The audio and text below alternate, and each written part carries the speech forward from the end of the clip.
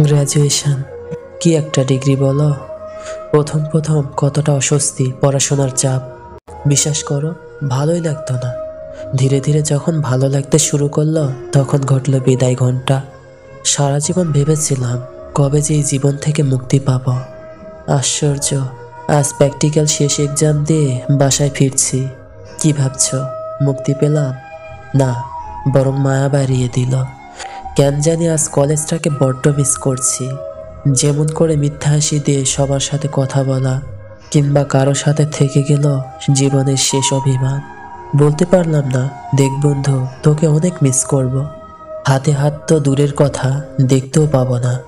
কে কোথায় চলে গেল বলতেও পারবো না। হয়তো দেখা হবে মৃত্যুতে, নয়তো কোনো রাস্তায়। কিন্তু কথা কি আদৌ হতে পারে? হয়তোবা হবে। ওই একটা মিষ্টি ডাক, মিষ্টি মিথ্যা হাসি, কিংবা সেই পুরনো কথা আবার একটু জাগিয়ে যাবে। যেমন আকাশ নীল থেকে হঠাৎ মেঘ ঘেরা ধোঁয়াশা অভ্র। বিশ্বাস কর বন্ধু, অনেক মিস করব তোদেরকে। আল্লাহ যদি আমায় ক্ষমতা দিত, তবে তোদেরকে আমার কাছে আগলে রাখতাম। বলতাম আমার চলার পথে তোদেরকেই লাগবে।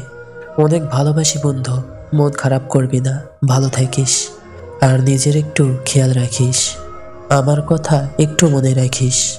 ইতি তোর সেই হতভাগা অভিমানের কারণে হয়তোবা তোর কাছের সেই রাগী বন্ধু।